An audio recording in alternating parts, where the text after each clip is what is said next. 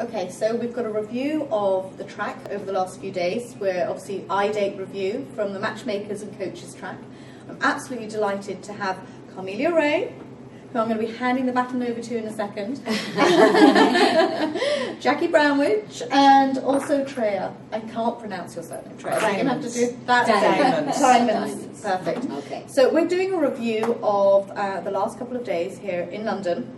And Carmelia, you and I kicked things off. Yes, we did. With a review of the current state of matchmaking in the UK. So ladies, what were your highlights from that session, the very first session? The very first session, actually the very first session, if I may take it one step back, was for me the speed networking, where we were together with the matchmakers and the online dating people, who we were sort of separated for the rest of the conference.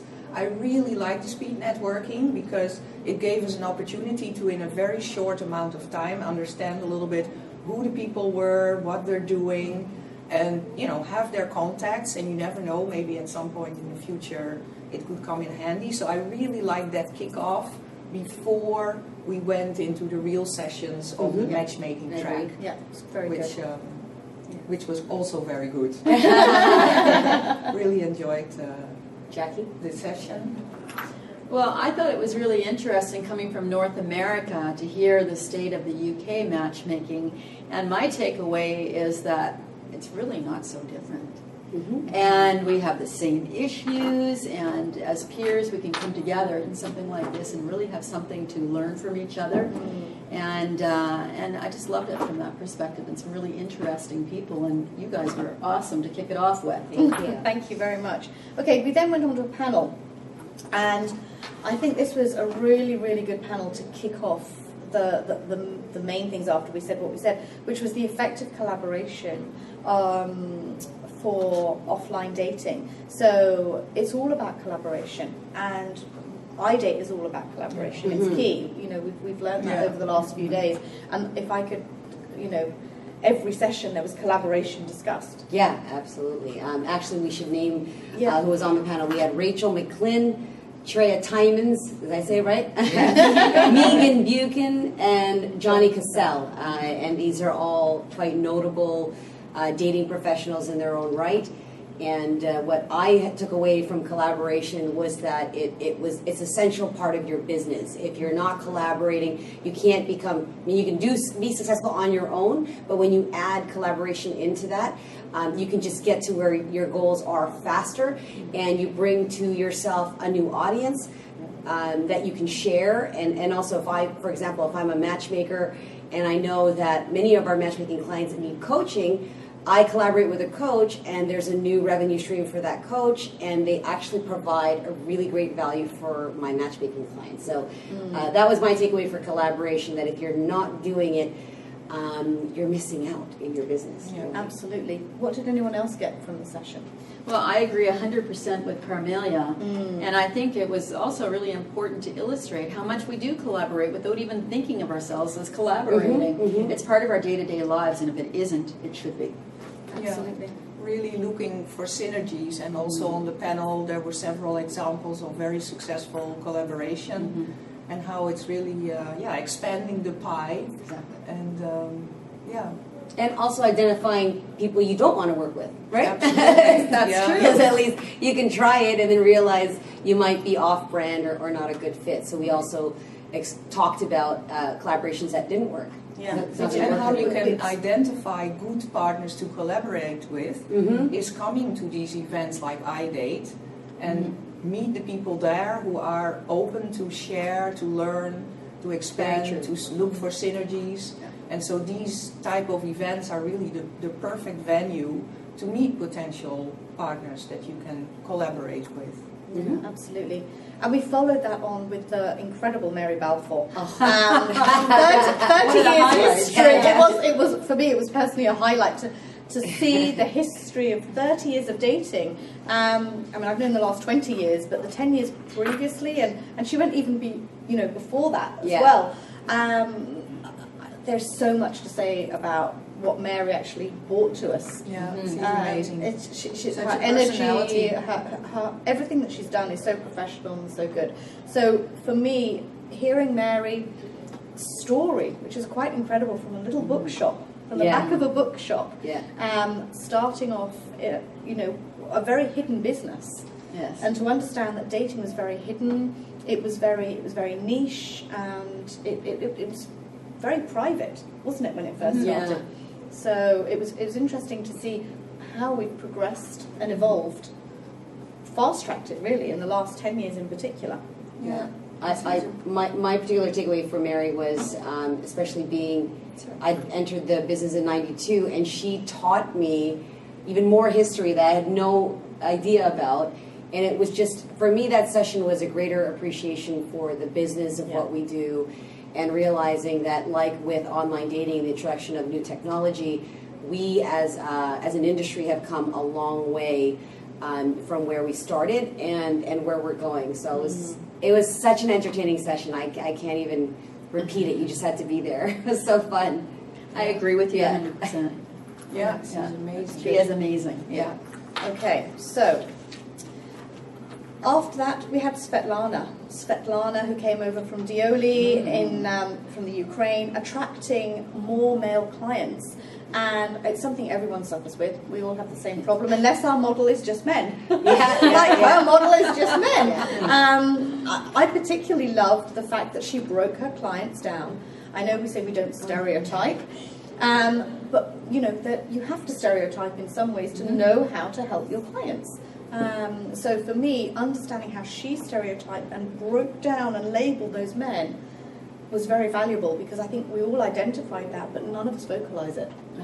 Yeah, I agree. That was amazing, and plus the fact that, using collaboration as a theme once more, the fact that her business has gone internationally, and it's something that we, I think, come across every day, people who are looking for something a little different, and maybe outsourcing to a different country is the way to do it. And there's been this mystique around that, so I personally found it fascinating. I think it was very good. What I also found interesting is that she is branding her company differently towards men and towards women. So she actually has two different websites, one really speaking to men and one really speaking to women. So I found that was an interesting angle, and definitely something that actually makes sense. Absolutely. So I found that was an interesting point. My particular takeaway with her presentation was from the business side of how she really knew her niche. And as everybody stated, it just shows credit to someone who knows her audience and can easily, as soon as they come in, say, okay, I know exactly how I can help you, because she's been doing this for such a long time. That was my takeaway. No, absolutely. And I think the split branding for her, for I know Trea was talking about it, but the split branding for me was the biggest thing that I took away from that. That's true. That's true. Plus, she brought very nice heart-shaped cookies. And not only were they very nice, they were very tasty. Yeah, that's true. They were very tasty. They were on brand, decadent-looking cookies. Oh, fabulous. Way to go. Fabulous. And we finished the afternoon with you. More about collaboration. With you and with Sean Brickell, who obviously has got his whole Life Impact program, and I know he speaks at a number of my events and seminars, and he speaks at a number of other people's events and seminars. So it was more about how seminars and events, you with your events, can impact positively on the industry. So we all came away with some really good ideas from that particular. Trea, what did you come away with? What was your takeaway from that session? Well, first of all, that Sean was a very entertaining speaker. Yes. It was also that he loves cookies. He mentioned and chocolate. Cookies and about chocolate. 10 times. And that was my big takeaway from that session, actually. I think the other takeaway was talking about one of the things that Sean does is he has these great programs that online programs that we can use to help our clients for coaching. There's some really good programs that people can tap into, and they can actually maximize. We can't get to everybody at the end of the day, but it's finding the right tools that we can use that can tap into. And him showing us what he could do was, I think, was really useful and helpful. The takeaway for me is that if I were a matchmaker that wasn't doing events, it certainly would have raised my curiosity and interest in seeking a partnership and doing an event, just based on the success that was discussed from the collaboration. I know as a matchmaker, I'd probably be looking at my next event or collaborating with someone, calling Jackie and saying, how do I do an event? Well, I have to say that some of the tips that he gave about who you collaborate with and just the due diligence that you have to do behind the scenes really made me a little bit more aware of that. Yeah. So, for me, the reason why I'm not so clear on what I got out of the session is he mentioned something about membership sites. So while he was doing that, I was trying to Google, things about membership sites, so then I lost a little bit. But since I'm still not clear on it, I will contact him and find out exactly what he meant with that. Absolutely. And that ended that day. I know. It ended that Not day. completely. oh, last night. We had Oh, the after party. Social party, yes. That ended that night. Yeah. The library. The library was great. Absolutely. And then this morning, the first thing we did was managing and setting realistic expectations for yourself and your clients. Trea, you headed up that team again from yesterday. So we had Trea, we had Sharon, who is the managing director of Elect Club Classic. We had Maria, who came over from New York to talk about, well, she was on your panel, and then later on we heard from her with regard to branding. Jackie, you were on that panel, and we also had Johnny on that panel. Johnny, who came back from yesterday. So I loved that panel. I thought it was really good, and the reason I thought it was so good is the expectations for yourself are very similar to what we want our clients to expect from us and what we expect from our clients. The correlation of expectations, it's all basically the fundamental same thing that we're wanting, but it's how you get it is the difference, isn't it, really, more than anything. And that to me was the main message that came out of that. I don't know what message it just is very, to me, what was present is that we are at the end offering a service that we have to deliver. And if we get really good at managing expectations, it actually makes the rest of the fulfillment of our contract or program smoother. If you can manage those expectations from the beginning, then there are no surprises as you go along the way. And for matchmakers who sell or close on a dream, or accepting a client for what they are saying and not being realistic to say, okay, you're 5'2" and you want a 6 foot tall, blonde bombshell and you look like Danny DeVito, that's going to be an issue for you, and you accept their money. That really was what it was for me, is a reminder that at the end of the day, we are a service business, and the easier we manage expectations up front, the easier it will be for us to fulfill on our agreements. I think the realism really shone through in that session as well. How important it is to be realistic, and if it's not right for you, pass it on. Yeah, exactly. Pass it on. Bring back the collaboration. Talk to somebody else who you know will be able to help. So again, it's bringing collaboration. It was bringing a lot of things together just in that one session. Or give them to an online dating site. Yeah. Right? Pass it back. That's how we can collaborate. Yeah, exactly. No, sorry, I was just saying about the setting and managing the realistic expectations, the tools that we have for that also, in terms of, it starts with the website, how do you communicate, and also, of course, your personal contact with the client, but then it also is the contract, having clearly spelled out what is expected, have the client sign this, and then as you go along managing that process. And Maria talked about time management, how important that is in terms of setting expectations. We haven't got on to Maria yet, so we can... sorry. Absolutely. Absolutely. Yeah. And then there's the other side of it, that beyond the managing the expectations, even when you do everything absolutely right, there's always these issues that are beyond your control, because you can have the perfect people in front of each other, but what if there isn't any chemistry? There's not a heck of a lot we can do about that. Yeah. And you demonstrated that beautifully. Thank you. You demonstrated that beautifully. Totally. I love the way that you had your one client and you talked through the 4 or 5 dates until the success, and you actually broke it down with feedback and everything else. And we all, well, I'm sure it will be. I'm sure it will be. You know, we all sat there, but to actually see it written out and the process, it makes you realise how that process really works. Because how often do we actually write that out? We don't as matchmakers. We don't really do that. No, but that's why it's so challenging to manage these expectations, because there are so many things that are a little bit beyond our control and that are very subjective. Like, you know, what is the perfect match? What is chemistry? What is so it's an important topic. Exactly. It's a very important topic. And then we had coaching clients for maximum benefits, and you know, when we were putting this one together, I had Joe Hemmings with me, I had James Priest and Madeleine Mason. They're all very well known in the UK in their own rights. I mean, Joe Hemmings came straight from a TV set this morning from talking on breakfast television. And, you know, when we were looking at doing this, we're all coaches in our own rights. Right. And I think always you can learn so much from just listening to different coaches. So I'd really love to know what you guys took away, and if we did our job well as a panel to create the right content. Yeah, I like the panel because they were all really experts. You could feel they know what they're talking about. And I think there was also the one male dating coach, or James, the male coach. I thought he was really good too, very down to earth, but he seemed very experienced and know what he's doing.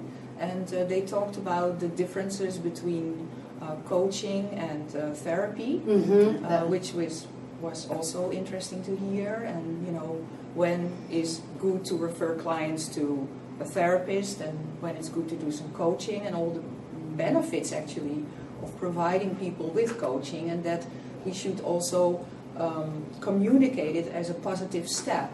So it's not like a punishment if you have to be coached, but it's really, you know, it's adding value to our clients and to the process. Absolutely. My takeaway for the coaching part is that each of the coaches knew how they could help the client, and they all knew the result they were looking for their client. And so when, as a coach, you become really powerful when you know what the outcome is and how to guide someone through that outcome. So I really appreciated the fact that they knew their content and they knew best how to help their client. And that to me is a sign of good business practice and great policy and procedure within their business. Yeah, that was my takeaway. Thank you. Okay, so the next one we had Megan, who came over to talk about Megan Buquen from the Matchmakers Exchange. That was really good. That was really fantastic. It was fascinating to understand online and offline. Yeah. And how we can bring it together. We've actually, I think, exhausted that today in every session.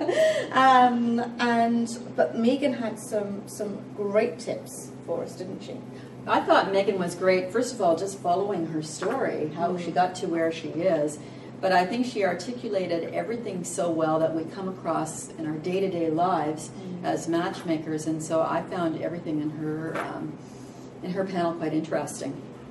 Yeah, it was just very well done. I liked how Megan shared her success tips, her success websites, the things that have worked for her, and outlined, you had to be there, so she outlined the social platforms that she uses, the methodology that she's gone through, the social media that's effective for her.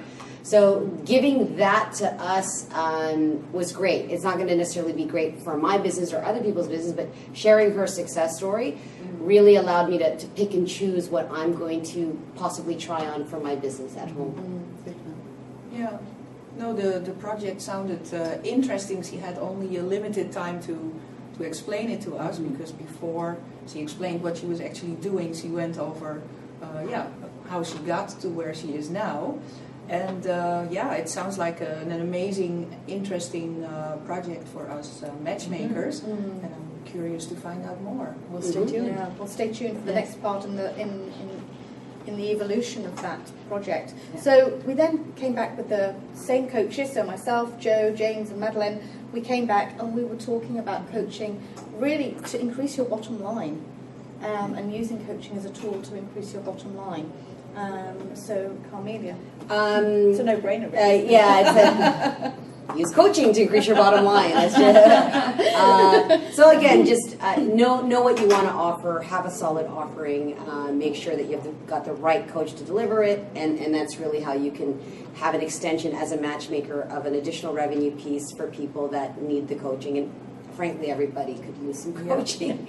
Yeah, I liked that a lot, and I liked the way that you talked, particularly about how you have different coaches that you use, even though you yourself are a coach. You know when it's going to benefit the client to outsource. Oh, it's imperative, Jackie, because even if you're a coach matchmaker, it doesn't mean you know everything. Exactly. And you have to acknowledge, and I think your clients take a lot more. They take a lot more from you if you're honest with them and you say, look, this is the coaching I do. And I think every matchmaker and every coach needs to have a network. This is again coming back to collaboration. We come back to collaboration. It's totally the theme of this whole event's being collaboration, really, for me. And I think you have to have that extended network to be able to service all your clients. We talked about the different types of clients that we have and the different types of coaching that you can use. So, that was a fun one to be part of, I have to say. Then Maria. After lunch, Maria came in. Oh my God, she's a whirlwind of information. I always get so much from Maria. I loved Maria's session from beginning to end. First of all, extremely high energy. But second of all, the information that she put out in a very short period of time was useful to absolutely everybody in that room. I could see steam coming off the pages. You just had to write everything down. You couldn't write fast enough, could you? Exactly. But the way she actually gave us a workbook of how to increase our brand awareness and places to go and what you should be doing, what you shouldn't be doing, etc. was fantastic. I think even, Mary's so experienced, and even Mary says to me, she gets so much from this as well. It doesn't matter how old you are and how much experience you've got. With Maria, it's always refreshing. It's always, oh, I forgot about that. or I can do this a different way, and this seems more effective. So I think no matter how much, whether you're brand new, if you're brand new, it's kind of overload, where do I start? But if you're experienced, there's so much you can still gain from Maria. Yeah, I mean, Maria is fourth generation matchmaker, and with what I got away from that is that her first match was when she was 5 years old. But also, too, I mean, she's just a solid businesswoman, and she's proof that if you invest in your business, adopt the right strategies, the importance of SEO, because she boasts #1 ranking on Google for organically, so that's free organic traffic, which we all are racing to compete for. Very good job at that. Big takeaway is invest in your business, follow the right strategies, and keep doing it on a daily basis. Absolutely. Yeah. Excellent content. Yeah, it's really good. Really good. Really good. I'm so glad that I've got that downloaded on my PC already. I hope you're sharing. Of course. I'm glad I see that. Now you have it. I'm glad Maria's my flatmate for the whole week. So, good for you. Exactly. Fantastic. Okay, then Sharon came in. Sharon Callix, who's an award-winning. That was great too. An award-winning social media expert, and I've known Sharon for a while. I said to her, please come and talk. Please be free to talk, because she was talking about the recent changes in online social media that we can all use as matchmakers. And what was so funny, Jackie and I are fighting as well. There was a lot of fighting going on. You had to be there. There was this hashtag thing about that's how the one takeaway. The big takeaway. I think for everybody. I think nobody knew that in the room. And we're not going to tell anybody that. No, we're sorry. You had to be there. You had to pay the pound. Next update. Exactly. There won't be anything left because Jackie and I will have them all. And and Trea. Yeah. I've got 22. Yeah. Okay. And then finally, at the end of the day, we spoke with Lisa, and we did with the Matchmakers Institute, and we did a complete debrief. I don't think I was listening. I was trying to get more of the hashtags. I'm kidding. Lisa, your conversation was great. It was great for Lisa to share her expertise, to be so free, and really what I got from Lisa is her sincere passion to help the client versus the monetary aspect of it. She does very well, extremely well in her business, and part of that is the motivation is not the money. It is in providing great service. It is in working with the people she wants to work with, being very selective. I got from her the do what you can, take baby steps, don't try to take too much on. You will implode when you do too much.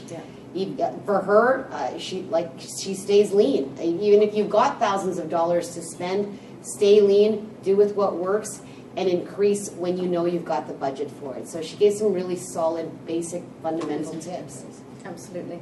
Yeah, her experience as somebody who teaches brand new matchmakers shone through, because like you said, Carmelia, the big takeaway was be lean and mean, you know, and the fact that she said one sale, you know, for her philosophy is the covers all overhead, expenses, and yeah, I thought that was fantastic. But again, the theme was also collaboration when she brought into the discussion about the Matchmaking Institute and other things that are forthcoming. And so it was great. Yeah, really her passion and her enthusiasm to elevate the matchmaking industry actually on an international level is really contagious, I have to say. Yeah, it is contagious. Well, that kind of wrapped it up. Yeah, and well, here we go. Final panel session, which I think Genevieve gave an amazing representation for matchmaking. Thank you. So, I had to get it out there, girls. Yeah, it was great. It was great. I was really happy about that. Yeah, it was interesting because usually online try and dominate it, don't they? The final panels. Yeah, I mean, this is probably the first session where we actually had a matchmaker in a panel. Yeah. Really? It's the first one. In the well, good for you. Yeah. And it was interesting how the difference that came between online, I think was, for me, it was summed up beautifully. The geeks and the passionpreneurs. And you know, it's talking a different language, and that was so apparent, wasn't it? But it was nice that there actually was some discussion. There was a lot of discussion, and so even looking at possibilities, whether something is concrete or not, at least people are their eyes are open. And realizing that with most of the revenue, I mean, when you compare the revenue of online to revenue of matchmaking, there almost isn't a comparison, but we do, as an industry, generate a lot of revenue. And so the takeaway I got from Michael in particular is, listen, I don't mind letting you in, but if you're a matchmaker, do some research, give me a proposition rather than, hey, we're the little guys, help us, teach us, show us. It's like, you know, if you're a brand, you want to bring an offering, then do some of your own research and create that proposition so that they want to hear you. And it sounds like the positive thing is they want to hear, they're open to hearing what we have to say. Absolutely. Right? I think what was very apparent is when we stepped away from that panel, is those that were willing, again, collaboration, they came to us. They actually came and spoke to us and said, okay, what do you want? What do you want? And that's the first time. And I think it's amazing that iDate has given us that opportunity to have a sensible, well, let's see, it hasn't happened yet, but you know, what it's done is it's opened up a sensible dialogue with the right people.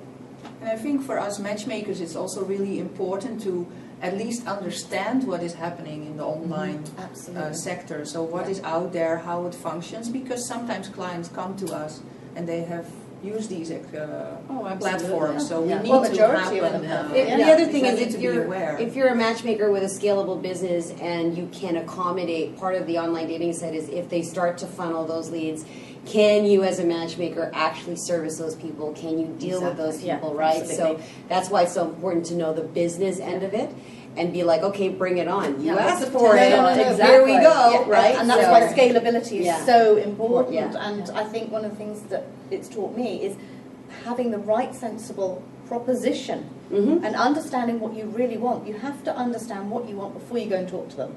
Do you want 20,000 people that you have paid X amount for, that you then filter through, or do you give them the filters that you want first? And that to me was a very interesting one. That was great. That was great. Yay! So, Carmelia, over to you, honey. Next is Miami iDate, the Super Conference, January 24th, 25th. in Miami. And then I'll get to pass it back to her. But thank you so much for coming out, and Genevieve did an amazing job. So. Thank you. It's been a Absolutely did. I've absolutely loved it. It's been the first one in London, and I so hope we get to do it again. I bet you will. Very positive. That's great. Thank you. Yeah. See you at iDate. Bye.